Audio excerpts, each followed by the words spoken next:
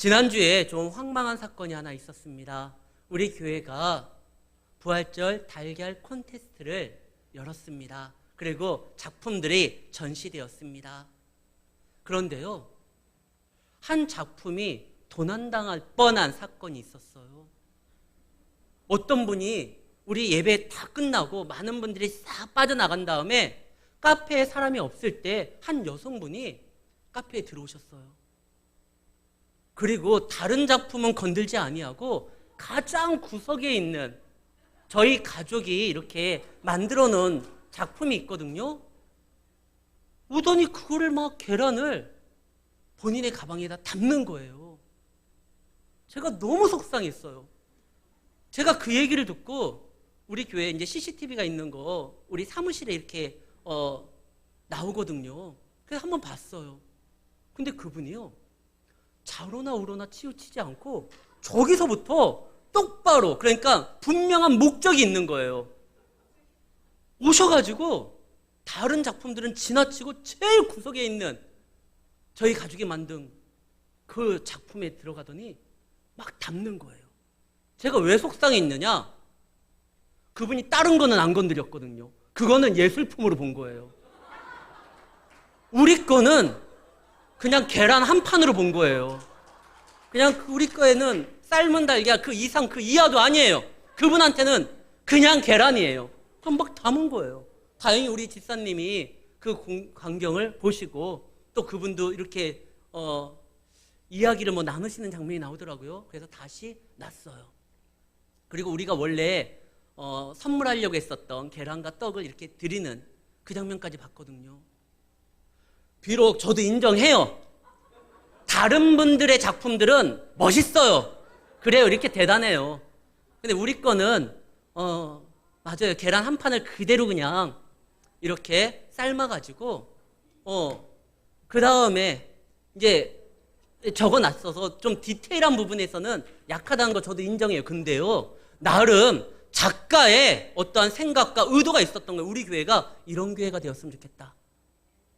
꽉 찬 말씀이, 은혜가, 사랑이, 찬양이, 감사가, 기쁨이, 소망이 꽉 찬 교회가 되겠으면 좋겠다고 생각해서 만든 거예요. 그분이 막 가져갔으면 텅 빈 교회가 될 뻔했어요. 다행히. 그러니까 아무리 초라해 보여도요, 나름대로 의미가 있거든요. 그럼 이건 작품인 거예요. 오늘 성경 본문에 보면 아브라함이 등장하는데요. 이 아브라함이 지금 사실 어떤 역사의 흐름에서, 중심에서 좀 밀려났어요. 과거엔 대단했죠. 갈대아 우르에서 유지였어요. 그리고 그가 초대 강국이라고 하는 애굽왕 바로 왕을 떨게 만들었어요. 소돔과 고모라를 점령했었던 4개 국가의 연합군을 자기 식솔 318명만 데리고 가서 무찔렀어요. 그의 인생의 최대의 숙제라고 하는 자녀가 없었잖아요. 그 자녀 문제도 사회의 통념상 허용되는 가운데 여종, 건강한 여종을 통해서 아들도 출산했어요. 뭐 못한 게 없어요. 근데 지금은요, 그냥 힘없는 할아버지예요. 역사의 중심에서 대단한 일을 하는 것이 아니라 자기 조카에게도 팽당했어요. 조카를 사랑하고 그동안 돌봐줬는데 조카가 자기한테 양보하지 않고 먼저 눈에 보기 좋은 것을 선택을 합니다. 그래도 삼촌으로서 참았어요. 이해했어요. 조카가 포로로 끌려갔다는 이야기를 듣고 자기 생명을 던지면서까지 조카를 구하기 위해서 연합군과 싸웠어요. 조카를 구해냈어요. 근데 그 조카가 자기를 따라오질 않아요. 여전히 관계 끊고 살아요. 그 사랑했던 조카에게도 외면당하고 자기의 인생의 가장 큰 문제, 자녀 문제를 나름 해결했는데 사람들은 와 대단하다고 인정해 주는데 정작 그가 믿는 하나님 앞에 그 자녀가 아니 그 자녀 아니야. 그 자녀는 너의 인생의 답이 될 수 없어. 내가 사라를 통해서 아이를 줄 거야. 그럼 빨리 주시던가. 그로부터 지금 13년이 흘렀습니다. 그러니까 아브라함은요, 지금 과거에는 대단했는데 지금은 초라한 그런 역사의 뒤안길에 있는 할아버지예요. 그러나 그는요, 하나님의 약속이 있고 그에게 하나님의 뜻이 있고 하나님의 계획이 있고 비전이 있고 그의 삶은요, 하나님의 영광된 내용으로 채워질기에 그는요, 하나님의 작품이에요. 사람들이 보기에 그는 별 볼 일 없는 사람으로 보일지 몰라도 하나님은요, 그를 자신의 벗으로서 봐요. 그리고 오늘 본문에 그 하나님이 그에게 찾아오십니다.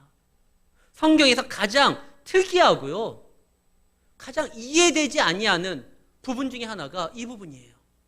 하나님이 사람의 모습으로 그를 방문합니다.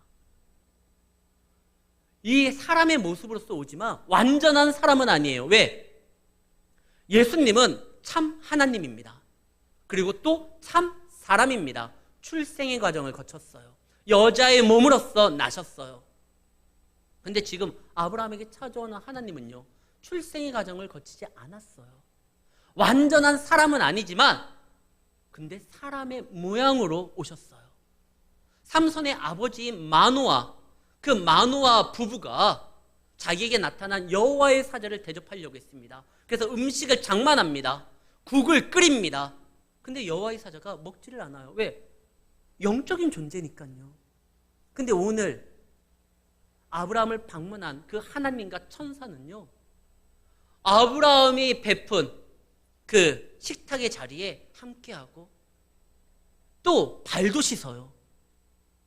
그러니까 분명히 사람의 모습으로 오셨어요. 근데 완전한 사람은 아니에요. 아까도 말했듯이 출생의 과정을 안 거쳤으니까요. 근데 왜 하나님이 아브라함을 찾아왔을까요? 그냥 말씀만 하셔도 되잖아요. 예수님 당시에 한 백부장이 내 하인을 고쳐달라고 합니다. 예수님이 오케이, 내가 가겠어. 아니, 주님이 오시는 거 제가 감당 못합니다. 말씀만으로 충분하니 말씀만 하십시오. 그때 예수님 뭐라고 하죠? 이만한 믿음이 내가 이스라엘에서 보지 못했다. 그래, 말씀을 하니까 그 하인이 낫습니다. 하나님이 지금 아브라함에게 말씀만 하면 되잖아요. 지금 아브라함이 힘든 상황이에요. 어려운 상황이에요. 외로운 상황이에요. 그의 인생에 있어서 가장 어떠한 일을 도모하기에 그 힘이 쇠약했던 그 시기예요. 더군다나 언제 하나님이 방문하죠? 한 날에 가장 어려운 뜨거운 태양이 장렬하는 오정, 정오 시간에 하나님이 그를 방문합니다. 말씀으로 다 될 텐데 그가 위로가 필요하고 그가 아픔이 있고 그가 무언가 침체되었다고 하면 하나님이 말씀만 하시면 되잖아요. 근데 굳이 찾아가셔요. 예수님 때의 그 백부장에게 말씀으로 충분했었는데, 말씀으로 세상도 창조하셨는데 왜 굳이 인간의 모습으로서 찾아오셨을까요? 그만큼 지금 아브라함의 상태가 굉장히 심란하고 심각하고 그의 믿음이 침체되어 있어요. 우리는 말씀으로 분명히 충분합니다. 예배 시간이 가장 중요해요. 하나님을 만나고 하나님의 말씀을 듣고 하나님 앞에 결단하는 시간이니까요. 근데요, 예배만으로 다 되는 게 아니에요. 신방도 필요해요. 우리가 코로나 기간 동안 예배만큼은 이어가려고 몸부림을 쳤습니다. 그래서 현장 예배를 드리고 현장이 어려울 때는 최소 인원으로 인해서 영상을 송출하면서 예배를 멈추진 않았어요. 근데 한 가지, 신방이 그게 어려웠죠. 교회는요, 예배도 드리는 곳이지만 신방을 통해서 상처 있고 외롭고 힘들고 고민이 있는 분들과 함께 나누면서 위로하는 그런 시간도 필요합니다. 우리 교육자들이 계시잖아요. 각 교구 담당, 구역 담당하는 우리 목사님들, 우리 교육자들, 여러분들 귀찮아 생각하지 마시고 이제 내일부터는 교회 안에서도 식사가 가능할 정도로 거짓 모든 게 다 풀립니다. 신방을 본인의 어떠한 건강 상태를 체크하셔서 신방 언제든지 요청하세요. 아니, 담임 목사가 신방 오기를 원하시는 분들은 교구 담당 목사님한테 연락하시거나 저한테 직접 하세요. 다행히 우리 교회가 아직 한 1000명은 안 넘었잖아요. 제가 신방 다 갈 수 있어요. 요청하시면 갑니다. 근데 먼저 우리 교육자들이 세워졌으니까 교육자들이 여러분들에게 가실 거고 목사님이 함께 하기를 원한다고 하면 갈게요. 지금 아브라함이 굉장히 그 믿음이 침체되어 있어요. 뿐만 아니라 사라도 마찬가지예요. 오늘 방문의 목적은요, 하나님이 아브라함뿐만 아니라 자녀를 주기 위해서 사라의 몸에서 태어난다고 했잖아요. 사라도 위로하기 위해서 가는 겁니다. 사실 사라가요, 처음에 하나님의 약속을 자기의 남편 아브라함을 통해서 들었을 때 나름대로 출산에 대한 꿈이 있었어요. 그래서 몸에 조그만 변화만 일어나도 기대가 부풀렀어요. 속이 거부룩하고 답답하고 이거 임신 아닌가? 그래서 병원 갔더니만 가스가 찬 겁니다. 왠지 또 막 입맛이 없고 뭔가 좀 이렇게 무기력하고 몸에 또 변화가 막 일어나니까 이거 혹시 임신 아닌가? 또 병원 갔더니만 더위 먹은 거래요. 아니 뭔가 진짜 몸에서만 이상만 오면 막 병원을 들락날락 했었는데 임신이 아니에요. 사라가요, 그 마음이 막 너덜너덜해져요. 무슨 희망 고문하는 것도 아니고 하나님이 주시겠다고 약속했으면 그냥 바로 주던가. 그러지 않고 사라도 지금 너무나 지금 마음이 여유가 없어요. 아브라함도 마찬가지고요. 그럴 때 하나님이 방문합니다. 이 하나님이 방문했는데 아까도 이야기한 것처럼 지금 아브라함도요, 사라도요, 누군가를 맞이할 수 있는 그런 여유로운 상태가 아니에요. 어떠한 심적으로 좀 이렇게 넉넉한 상태가 아니에요. 근데 하나님이 오십니다. 물론 처음 보자마자 하나님이라고 알아차렸던 것 같진 않아요. 왜냐하면 처음 있는 일이니까요. 그동안 하나님을 아브라함은요, 말씀을 통해서 환상 가운데 꿈을 통해서 경험한 적은 있지만 사람의 모습으로 오신 적은 경험한 적이 없어요. 근데 저기에서 누군가가 3명의 나그네가 지나갑니다. 고대근동 아시아 때요, 광야를 지나는 사람은 반드시 접대를 해야 돼요. 왜냐하면 돕지 않으면 그가 살아갈 수 있는 방법이 없을 뿐만 아니라 혹 살아간다 할지라도 상당히 지치고 힘들게 그 길을 지나갈 수밖에 없기에 도와줘야 돼요. 특히 성도는 마땅히 도와줘야 돼요. 우리가 알고 있는 이 성경 66권을 축약하면 딱 2가지로 나눌 수 있어요. 예수님 당시에 성경이 뭐라고 기록되어 있지? 예수님이 질문할 때 한 청년이 정답을 말합니다. 하나님 사랑, 이웃 사랑입니다. 맞았다. 너도 그렇게 해라. 하나님을 사랑하고 이웃을 사랑하는 것이 하나님의 뜻입니다. 나그네가 지나올 때 지금 아브라함은요, 너무나 지금 심란하잖아요. 자기가 어렵잖아요. 그러나 이것은 성도로서, 특히 아브라함은요, 자신이 복의 근원이라는 걸 하나님 앞에 약속을 받았기 때문에 그 일을 행동합니다. 그래, 내가 힘들고 어렵지만 저 나그네가 내 눈에 띄었으니 나는 복의 근원으로, 나는 하나님의 축복을 이 땅 가운데 나타내야 되는 사람이니까 섬깁니다. 사랑하는 성도 여러분, 내가 지금 어려운 가운데 있으니까, 힘든 가운데 있으니까, 내가 고통 가운데 있으니까, 심적으로 마음에 여유가 없으니까 하나님 요것 좀 해결한 다음에 다 해결되면 그때 제가 정말 주님만 바라보고 나아갈 것입니다. 그런 자는 평생 주님만 바라보고 나아갈 수 없어요. 왜냐하면 이 땅에서 한 문제가 해결되면 또 다른 문제가 나옵니다. 이 땅은요, 죄가 완전히 해결된 천국이 아니에요. 주님의 나라에는 정말 근심, 걱정, 눈물 없어요. 그러나 이 땅은요, 한 문제가 해결되면 또 다른 문제가 나와요. 문제 다 해결한 다음에 주를 위하여 살아가겠습니다. 평생 못해요. 학교 졸업하면 다 끝날 줄 알았는데 취업이 있습니다. 취업하면 끝날 줄 알았는데 집을 장만하고 결혼을 해야 됩니다. 그거 해결하면 끝날 줄 알았는데 아이 출산해야 됩니다. 아이 키워야 됩니다. 다 키웠다 생각했더니만 이것들이 또 손주를 맡기네요. 한 문제 해결했다고 다 되는 게 아니에요. 성도는요, 다 해결됐기 때문에 주님을 따르는 것이 아니라 주께서 명하셨기 때문에 움직이는 겁니다. 그러다 보면 어느덧 내 문제가 해결됨을 경험하게 되는 거예요. 주님을 믿고 따르고 주의 자녀로서, 성도로서 그 일을 감당할 때 우리는 사명자잖아요. 우리는 하나님이 이 땅에 복을 주시기 위해서 복의 근원으로서 세워준 자들이잖아요. 그 역할을 감당할 때 우리가 애쓰고 수고하고 노력해서 해결하고자 했던 문제, 하나님께서요, 그분의 능력으로 어느덧 뒤돌아보니까 해결됨을 경험하는 겁니다. 아브라함이요, 힘들지만 그들을 맞이합니다. 태양빛이 장렬해서 일할 수 없어서 아브라함의 식솔들도 지금 다 쉬는 중이에요. 근데 아브라함이 그를 영접합니다. 근데 놀라운 건 일사불란하게 누구 하나 아니 뭘 그렇게 그를 대접합니까? 또 손님도 저거 눈치도 없지. 아니 길을 가도 왜 하필이면 가장 더운 날 움직이고 있어서 우리로 하여금 힘들게 하고 이런 불평함이 없어요. 아브라함이 자, 양 잡자, 소 잡자, 음식 데우자 뭐 그냥 다 움직이는 거예요.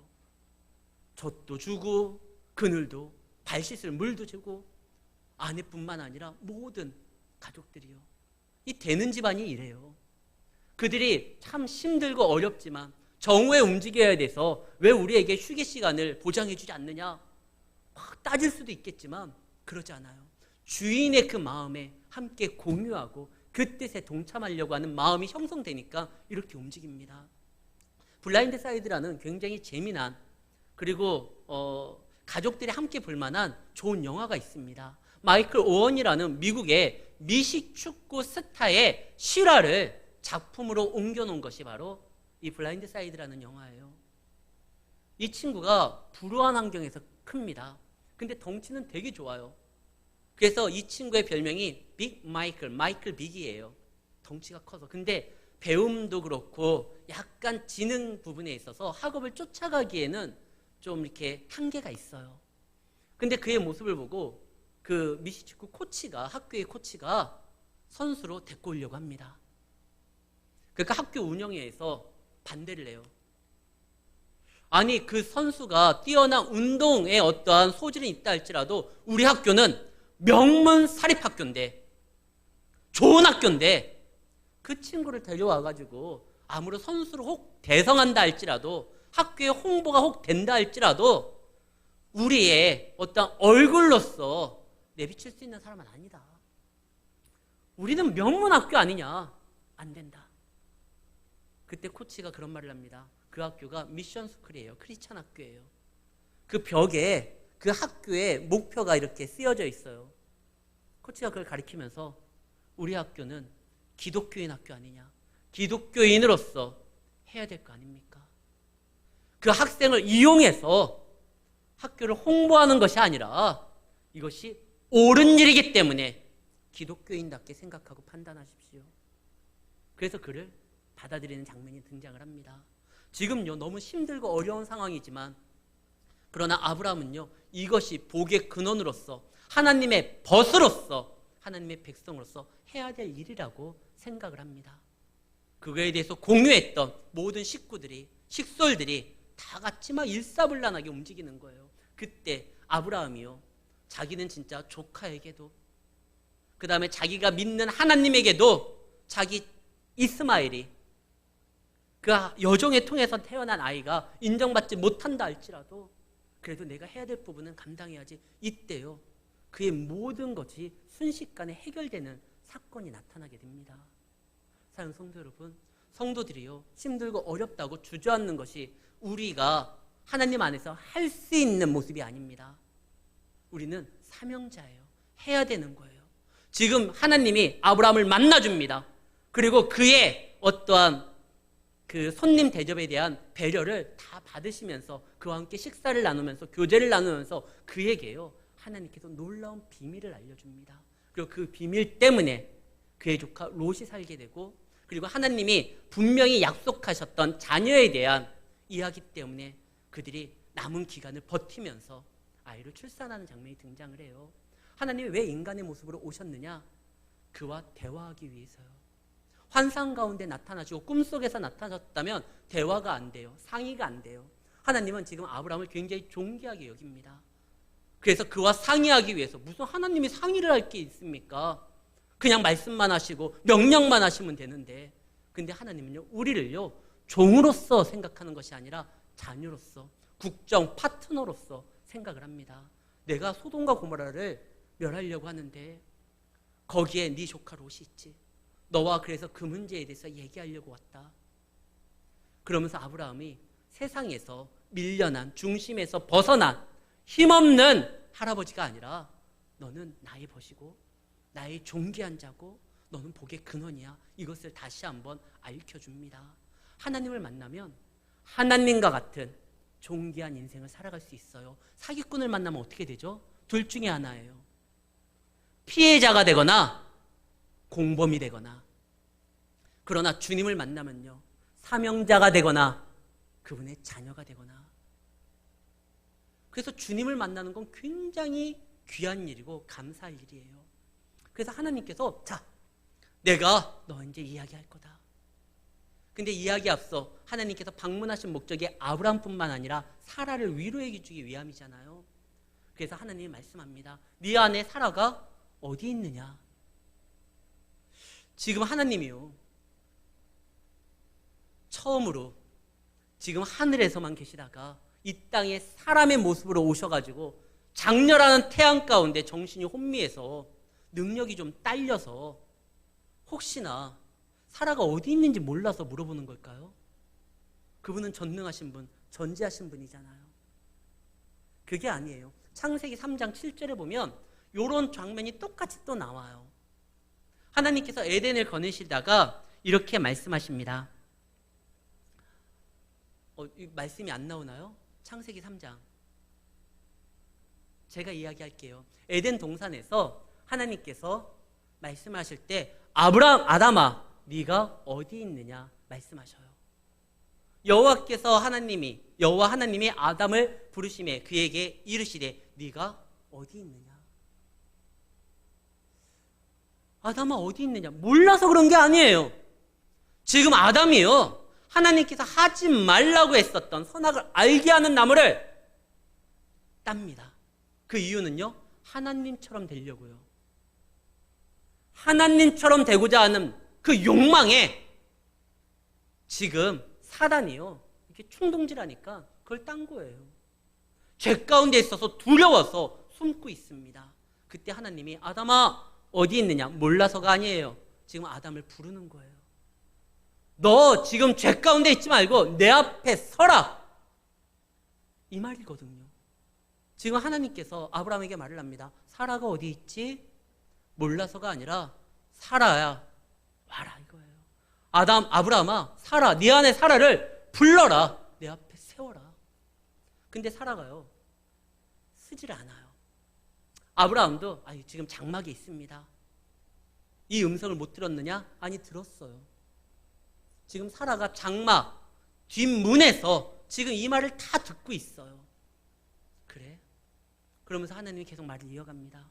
내년 이맘때 기한이 차면 네 아내가 아이를 낳을 것이다, 품을 것이다. 그때 사라가 말을 하죠. 이 무슨 망측한 이야기를. 내 남편은 나이가 많고 나는 생리도 끊어지고 여자로서 이제 더 이상 행동할 수가 없는데, 지금 아브라함과 함께 사는 건 여자로서 사는 것이 아니라 그냥 의리로서 사는 중인데, 나는 뭐 그렇게 출산할 수 있는 상황이 아닌데, 예전이면 몰랐을까? 이제는 안 되는데. 이 이야기를 듣고 참 어이없네 하면서 웃어요. 화를 내지 않는 걸 보면 그래도 듣기는 좋네, 하지만 이루어질 수 없기에 그냥 웃어요. 이것은 즐거워서 웃는 것이 아니라 참 어이없다는, 어찌 보면 이게 비웃음이에요. 이게 가능할 일이야? 말도 안 되는 일이지. 그때요, 하나님께서 말을 합니다. 네 안에 사라가 지금 웃고 있다. 그러니까 사라가 깜짝 놀래요. 왜 놀라냐면 자기가 지금 심중에 웃고 있다라는 걸, 자기가 어떤 생각을 지금 갖고 있다라는 걸 지금 저 오신 분이 알아차린 거예요. 아, 저분 보통 분이 아니구나, 하나님이구나. 요한복음 1장에 보면은요, 예수님의 제자 빌립이요, 그때 당시에 굉장히 신실했었던 이스라엘 사람 나다나엘에게 이야기를 합니다. 나다나엘아, 한번 와봐라. 우리가 그토록 기다렸었던 그 메시아가 우리 가운데 오셨다. 어디 출신인데? 갈릴리 나사렛 출신이다. 야, 나사렛에서 무슨 선한 것이 나겠느냐? 일단 와봐라. 그래서 나다나엘이요, 빌립의 손에 이끌려가지고 예수님 앞에 쓸 때 예수님이 말씀을 합니다. 나다나엘아, 너는 참 이스라엘 사람이다. 저를 아세요? 네가 무화과 나무 밑에 있었을 때 내가 알고 있다. 무화과 나무 잎에서 나다나엘이 무엇을 했는지 아는 사람은 하나님밖에 없어요. 그가 그 밑에서 어떤 기도를 하고 어떤 바람을 품고 하나님 앞에 나아갔는지 알 수 있는 분은 자기와 하나님밖에 없는데 예수님이 그걸 말씀하니까 이분은 하나님의 아들이구나. 당신은 하나님의 아들 이스라엘의 임금입니다. 나다나엘이 그렇게 고백을 하거든요. 지금 사라가 깜짝 놀라요. 어떻게 장막 뒤에서 이렇게 숨겨졌는데 내가 웃고 있다라는 걸 어떻게 아셨지? 저분은 하나님이구나. 그래서 사라가요 놀래서 당황하면서 자기가 불신앙, 그것을 의심했다는 것, 하나님의 말씀을 비웃었다는 것에 대해서 너무나 당황한 나머지 거짓말을 합니다. 저 안 웃었어요. 저 웃지 않았어요. 그러면 여자가 깜짝 놀래가지고 막 웃지 않은 거예요. 민망해가지고 얘기하면, 저 같으면 그래? 웃었다는 거 알았어도 뭐 그러면 그래 알았어 대충 넘어갈 텐데 하나님 뒤끝 장난 아니에요. 아니 너 웃었어. 15절 보세요. 사라가 두려워서 지금 부인하며 이르되 내가 웃지 않았습니다. 근데 하나님은요, 아니 너 웃었어. 굳이 왜 이렇게 말을 했을까요? 그런 다음에 벌하지도 않아요. 너 내가 말을 했는데 감히 웃어? 너 내가 이 부분에는 그냥 묻고 할 수 없어. 반드시 짚고 넘어갈 거야. 그러면서 막 혼내지도 않아요. 혼내지도 않을 거 왜 굳이 웃었다라고 이야기를 할까요? 하나님은요 지금 사라를 민망하게 만들려고 하는 게 아니에요. 지금 이 장면을 사라의 거짓말로 끝내고 싶지 않아요. 사라가 거짓말하는 죄로 이 장면을 이렇게 마무리 짓고 싶은 게 아니에요. 아니 너 웃었어. 그러나 이 웃음에 대해서 너가 깊게 생각하고 반성하고 내 말을 마음에 새기고 그 하나님의 어떠한 놀라운 계획과 비전의 뜻을 품고 기다려야 돼. 이 말이에요. 아니 한마디밖에 없는데 목사님이 어떻게 그것을 다 이야기합니까? 나중에 보면 알 수 있어요. 창세기 21장 6절 말씀입니다. 아이가 출산을 하게 됩니다. 그때요 사라가 이렇게 말을 해요. 많은 사람들 앞에 하나님이 나를 웃게 하시니 듣는 자가 다 나와 함께 웃으리라. 그래서 이 아이 이름을 웃음이라고 짓는다. 그게 이삭이에요. 이삭의 이름의 뜻이 웃음이에요. 근데 원래는 이것이 신앙적 이름은 아니잖아요. 비웃었기 때문에 하나님께서 너가 아이를 낳을 것이니 그 이름을 이삭이라고 해라. 비웃었거든요. 근데 하나님이요 그 웃음을 찐웃음으로 만들어버렸어요. 사라도 알고 있어요. 내가 그때 비웃었지만 이것에 대해서 하나님이 그냥 넘어갔으면 이 아이가 출산했을 때 내가 비웃었다고 하나님이 이 아이 이름을 이렇게 줬구나. 그 아이를 이름을 부를 때마다 얼마나 마음이 아팠겠어요. 근데 하나님이 그걸 딱 집어서 너 이거에 대해서 반성하고 이제 내가 진짜 준다라는 거 그걸 믿어라. 그러면서 말씀하셨던 것이 바로 14절 말씀 아닙니까? 여호와께서 능하지 못할 일이 있겠느냐. 하나님께서 전능한 하나님 엘로힘 하나님으로 자기를 소개했던 건 창세기 17장 1절 말씀입니다. 이때 처음으로 자신을 하나님, 전능한 하나님으로 소개를 합니다. 이때 아브라함한테요. 아브라함이 이제 더 이상 자녀에 대한 소망을 품지 못할 때 나는 전능한 하나님이다. 근데 이 말을 지금 아브라함뿐만 아니라 그의 아내 사라에게도 말을 해요. 나는 능치 못할 일이 없는 전능한 하나님이다. 너 아이를 낳을 거야. 내가 줄 거야. 너가 지금 어떠한 상태에 있든지 나는 반드시 해낼 거야. 우리가요 어떠한 신앙의 상태이든지 하나님이 우리를 향한 당신의 뜻을 포기하거나 그냥 다른 사람한테 넘어가거나 이러지 않아요. 우리를 향해서 하나님께 이루고자 하는 뜻은 반드시 이룹니다. 우리가 그걸 어떻게 하냐면 삼손을 통해서 보면 알 수 있어요. 하나님이 삼손이 태어나기도 전에 그에 대해서 미리 말씀하셨어요. 이 아이는 죽을 때까지 나시린, 그리고 그가 블레셋 사람들 손에서 이스라엘을 구원할 거다. 이 두 가지 약속을 줬습니다. 그리고 삼손이 태어났는데 그가 나시린으로서 살아갔나요? 아니요. 나시린은 시체를 만지면 안 돼요. 근데 삼손은 꿀을 찾기 위해서 사자의 시체를 뒤적거렸습니다. 나시린으로서 탈락이에요. 그 다음에 독주를 마시면 안 돼요. 삼손은 술 취해가지고 막 돌아다녔잖아요. 또 탈락이에요. 나시린의 규약은 세 가지입니다. 시체 만지면 안 되고, 독주 마시면 안 되고, 그 다음에 머리에 삭도를 대면 안 돼요. 근데 이 셋 중에 하나라도 어기면 취소예요. 그래서 신명기에 보면은요, 나실인의 규약에 보면 지금 삼손은요, 이미 나실인 아니에요. 아무리 머리를 길러고 찰랑거린다 할지라도 그는 나실인 아니에요. 나실인이 다시 되려면 어떻게 해야 되느냐? 머리를 미루고 집비둘기, 산비둘기 2마리를 바치고 근신기간을 가져야 됩니다. 그리고 다시 시작이에요. 근데 삼손은요, 그 나실인의 언약을 어겼음에도 불구하고 여전히 나실인인 척하면서 살아갑니다. 그러다가 삼손이 죽으면 하나님이 거짓말쟁이가 되잖아요. 그를 향한 하나님의 뜻이 이루어지지 못하는 거잖아요. 그가 머리를 안 밀면 하나님이 적들의 손을 통해서 머리를 밉니다. 집비둘기 2마리 대신 2눈이 뽑힙니다. 그가 근신기간을 안 가지니까 다곤의 신전 밑에서 맷돌을 갈면서 스스로 제어되는 상황에서 억지로 근신기간을 갖습니다. 그리고 성경에 보면 뭐라고 하죠? 그가 다시 머리가 자라니라. 이제서부터 진짜 다시 나실인 시작이에요. 그리고 마지막 삼손이 죽습니다. 이때 사사기 16장 30절에 이런 기록이 나와요. 삼손이 죽을 때, 삼손이 살아서 죽인 사람보다 삼손이 죽을 때 죽인 블레셋 사람들이 더 많았더라. 하나님이 삼손을 통해서 예언했던 게 그거잖아요.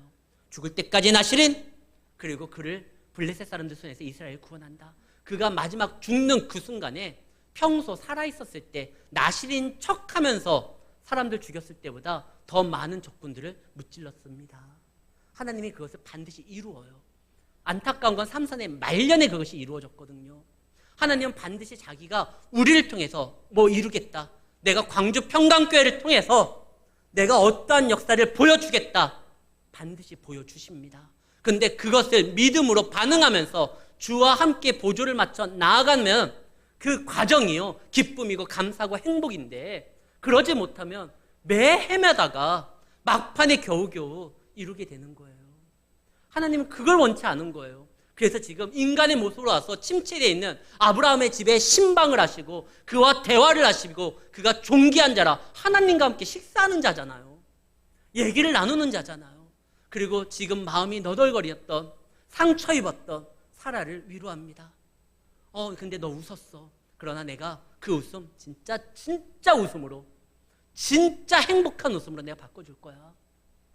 그 마음을 계속 품고 있었던 그 사라가 아이를 출산하자마자 하나님이 나로 하여금 웃게 만들었다, 행복하게 만들었다. 이 아이가 이삭이다. 사랑하는 성도 여러분, 하나님은 우리를 찾아오십니다. 그분을 만나는 자, 그분과 함께 모든 것을 나눌 수 있는 참으로 귀한 일들을 감당하는 그분의 동역자가 되는 겁니다. 인간의 몸으로 오셨던 가장 결정체가 바로 예수님이잖아요. 아예 예수님이 성육신 사건은 인간으로서 아예 오셔서 우리를 만나주시고 우리의 고민을 들어주셨습니다. 그리고 그분은 그 몸을 당신의 모든 것을 바쳐서 하나님의 뜻을 이루어 주셔서 구원의 길을 여시고 이제 성령 하나님을 보내주셨습니다. 그 성령을 모시는 자가 거룩한 성전이 된다고 했습니다. 이제는 우리가요, 우리 중고등부 아이들이 작은 예수잖아요. 근데 우리가 바로 그 작은 예수들이 되는 거예요. 예수를 모시고 성령을 모시고 살아가는 우리가 이제 다른 사람들에게 하나님의 마음으로, 하나님의 손길로, 하나님의 걸음으로 그들의 눈물을 닦아주고 그들을 품고 그들과 함께 손을 잡고 기도해 줄 수가 있습니다. 우리를 만나는 자가, 그들이 우리를 통해서 우리와 함께 하시고 역사하시는 하나님을 보게 됩니다. 사랑하는 성도 여러분, 우리는 이 거룩한 일에 부름받은 자들입니다. 그리고 이 일을 하는 데 있어서 부족함이 없어요. 사실 예수님이 오신 것은 우리 몸 사용 설명서를 보여주시기 위해서 아예 샘플로 오신 거잖아요. 예수님을 보면 사람이 어떻게 이 몸을 가지고 행동해야 될지 알아야겠구나. 아브라함은 몸이 막 늙고 이제 더 이상 소망이 없다고 생각했는데 하나님이 그 몸으로 오셨어요. 얼마든지 이 약한 몸으로도 하나님의 온전한 뜻을 이루는데 아무런 문제 없어요. 예수님이 그러셨잖아요. 한계가 있잖아요. 배고프면 힘이 없고 누가 때리면 맞으면 아프고, 근데도 그분은 십자가상에서 하나님의 뜻을 다 이루었습니다. 인간의 몸으로도요, 얼마든지 하나님의 뜻을 이룰 수 있어요. 예수님은 그러니까 가능했던 거 아니야. 하나님이 함께 했으니까. 우리는요, 그 예수님이 보내주신 성령이 함께 하잖아요. 힘들 때 기도할 수 있잖아요. 아버지께 부르짖을 수 있잖아요. 그러면서 나아가는 거예요. 그때 하나님께서 우리를 통해서 정말 이루고자 했던 모든 것들을 하나도 빠짐없이 다 이루심으로 그분의 영광됨에 참여하게 만듭니다. 지금도 우리는 아브라함의 이름을 기억합니다. 사라의 이름을 기억합니다. 그들이 하나님의 온전한 뜻을 이루었기 때문에요. 그리고 그 영향으로 우리가 지금 신앙을 가지고 있습니다. 이제 사랑의 빚진 자로서 주님의 마음으로 우리도 이 사역을 감당해야 됩니다. 힘들고 어렵습니까? 찾아오시는 주님을 만나시기를 바랍니다. 그리고 여러분 자신이 그 주님의 사랑을 품고 누군가에게 다가가는 주님의 귀한 자녀들이 되시기를 바랍니다. 그런 분들이 모였을 때 더욱더 우리 교회가 건강해질 뿐만 아니라 여러분들의 가정과 우리 사회가 하나님 안에서 정말 복된 사회가 될 수 있다는 것을 기억하시고 맡은 사명 잘 감당하시는 우리 성도님들이 되시기를 예수의 이름으로 축원합니다.